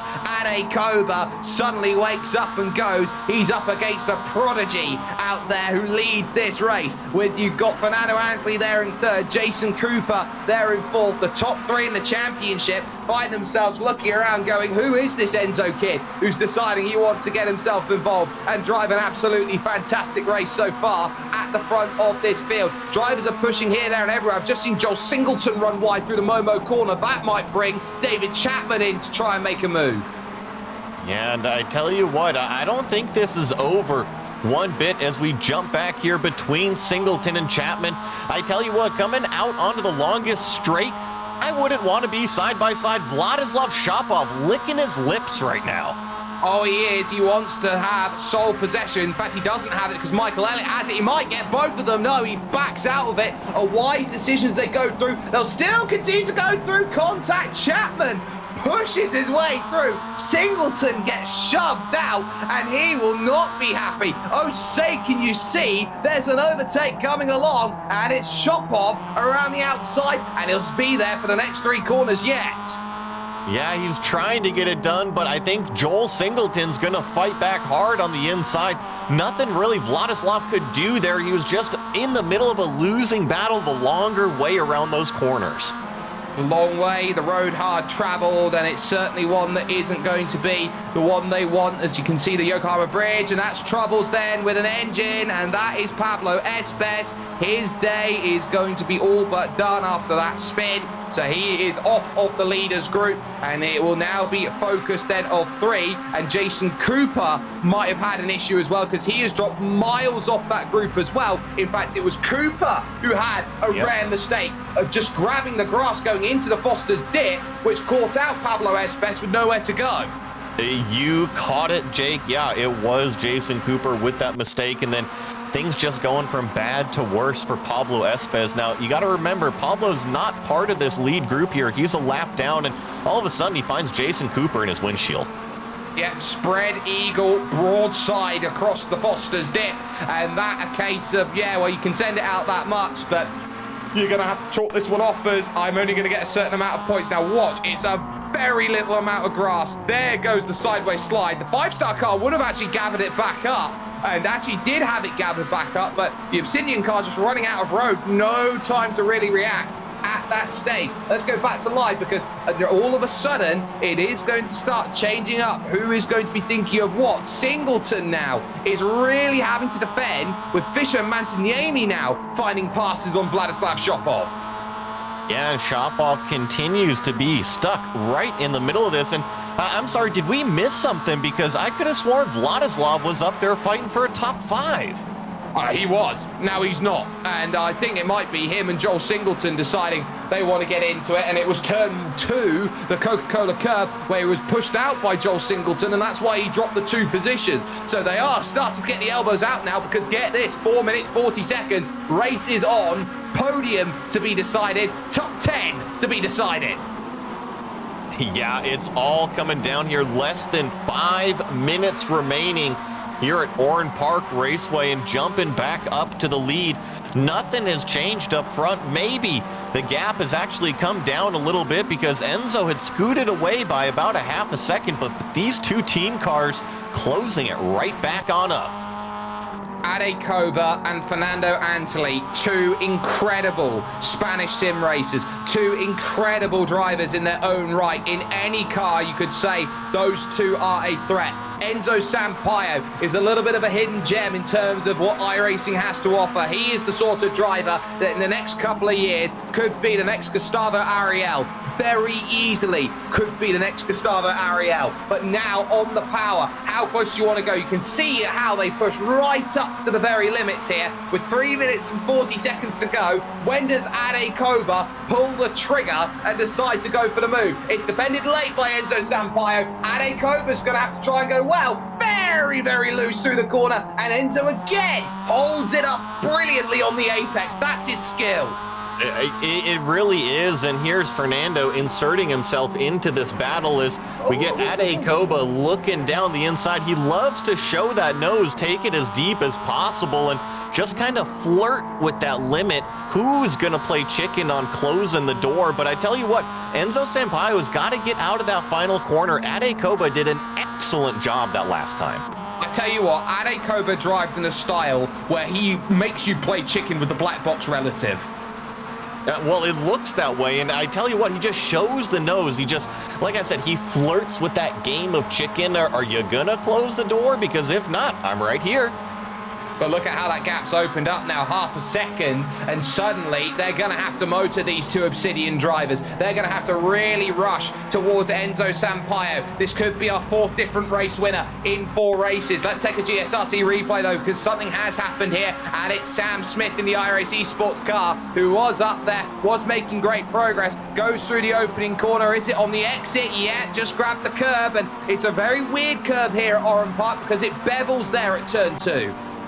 Well, and I wish I could describe how on edge these cars are every single corner. Is that if you could go stand next to it and push on the quarter panel, you'd probably spin these cars out, because that's how on the limit they are.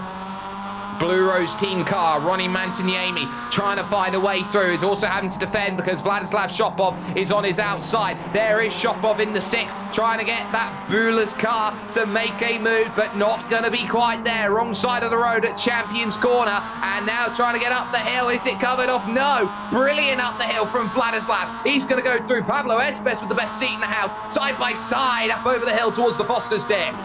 Pablo Espes, a little bit of deja vu right now. Our car's going to spin in front of him. No, they're keeping it together, and Vladislav Shopov back on the horse, climbing his way up the mountain again. This might be the last lap of the race. It's going to be really close between it. I think it will be. So now Enzo Sampaio must defend. Here comes Adekova all the way to the grass, trying to defend this one now. Can the Spaniard, number 1, championship leader, find a way? Thought once, fought twice to the outside, trying to really open up this corner. Can Enzo keep it tight? Yes, he can. Ade with nowhere to search. Has he got drive off the exit, though? Here out to the Coca-Cola curb. Yes, he does. Leading on the rear bumper, trying to find a pass towards turn 3. He can't quite get there. On the brakes, fanning it out 3 wide. Covered by Sampaio, but there's still Fernando Antoli there, who pushes a little bit wide. Coming out of turn 4, now through the champion's corner is Enzo Sampaio. Going to put himself in the mix. Up the hill, Adekova with great drive. Runs out of track, though, over the Yokohama Bridge. He'll need some work through the Foster's dip and over towards the Momo corner. This is where it has been Enzo Sampaio all day long. They now ride through the Momo corner. A car length is now the gap, and surely you needed a run here if you wanted to make anything happen in this race. Adekova may just have to settle for second. Will Fernando Antoli throw a late lunge in on his own teammate? Yes, he will. It will be to the line. Enzo Sampaio making a statement here at Oran Park, but Adekova with the drive will survive for second. Neck and neck, Fernando Antoli comes home 3rd place on the podium. Jason Cooper 4th, Adam Delmont 5th as the rest come across the line. Brilliant stuff then in this race. All these drivers have put some work in. Massive shout out to Michael Elliott. Up 12 places will be the biggest mover. Will get the 2 hard charger bonus points as he will cross the line. Number 38 gets 26 up to 14th. And there's dramas on the last lap because Jose Manuel Padin is a total wreck. Yeah, coming into, I believe, or out of the dog leg, coming into the final corner, just gets it all crossed up. You see him here parked, heavy damage. I don't think he's going to make it to the start-finish line. I don't think he is either. Now, Chris Knox is a very lucky driver to still have a car. There you can see Jose Manuel Padin, just compression damps there on the rear left. And just like that, bang! Oh, it's a heavy hit there into the wall. Thank goodness it was tyres, because hitting that banking direct would have been an earth shatterer. Thank goodness it was virtual, Jake, because that is a car wrecker.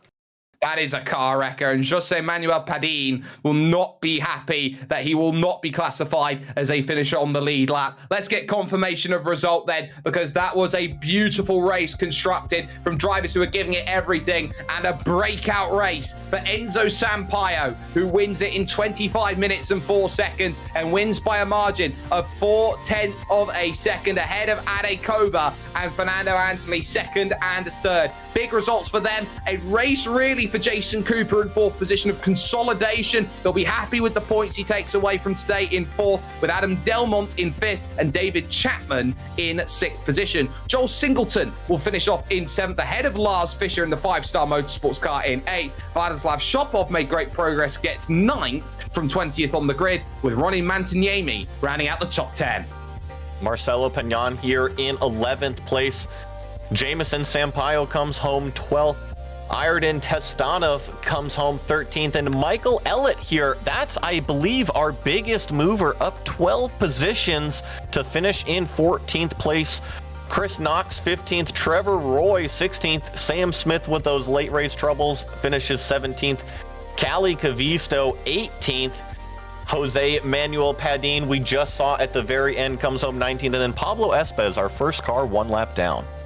20th position, Padin will be classified a lap down, didn't technically make the finish in time. A lap down also for Laurent Sebastian, found himself in trouble. The Toon Boy, Adam McNally, will be happy that his Newcastle United team are in the top 4 in the Premier League, but the one thing he will know is that 22nd is not what he wanted here today. Ken Copeland's first start of the season is 23rd, still some very good points with Ewan Bremer, Ishmael Lamella, and then GoPro, Pablo Lopez, finding his race over on the opening lap, and a real kick in the teeth for him and any championship efforts he wants to put together. But, Joey, that was a game of patience, but you have to be aggressive, and there was that youthful aggressiveness. You sense it in certain drivers, very much like Max Verstappen, for example, when you see him sim race. He is a very aggressive driver. I think Enzo has all the same qualities, that style of aggressiveness. He has it in buckets. I mean, I think the most exciting move that we saw between the three races was the move for the lead from Enzo. I thought it was set up beautifully. He had a great run coming onto the front straightaway. Ade Koba made his decision to defend. Enzo came with a huge fake, and guess what? Koba couldn't do anything at that point because he had already made his move. Just a fantastic effort from that number 66. You have to, though, say that drivers like Ade Koba, Fernando Antli, Jason Cooper, a lot less drama-filled than it has been in prior races. That's something they're going to take to the bank and say, that's going to be good for us. But you're always looking to try and get yourself the best position possible when you go through. The fact that these races are a month at a time, a month here, a month there, a month there, they know that they've got another 4 or 5 weeks to wait before they get to the very end of May for their next challenge, which will be Charlotte Roval. Yeah, it'll be a little bit of a time. And do you think that they needed to catch their breath after that VIR finish, Jake? Because that was one of the craziest finishes I have ever seen. And then couple that with the race here that we just witnessed between the top three. I think it's okay that there's a month break for everybody to literally catch their breath.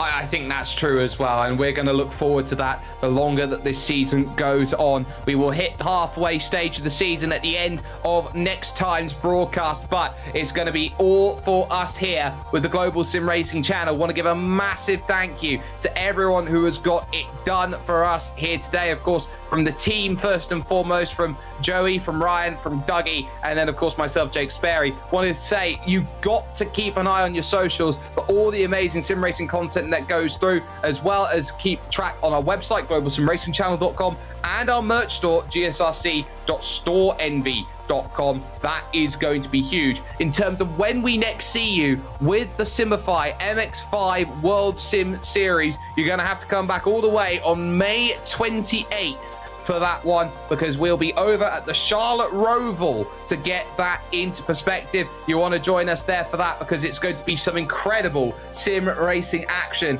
around one incredibly brilliantly designed circuit, and you want to get into the mix in terms of what's next for us though here with our action. You can join me back on Tuesday, May the 2nd, because the RTA Formula Ford 1600 series will be heading to the 300 layout of Snetterton. Make sure you jump with that, and all the other broadcasts that are coming up are zooming by on your screen. Mark them down in your calendar if you have not already. But until next time, ladies and gentlemen, race clean, race hard, and we'll see you on the track.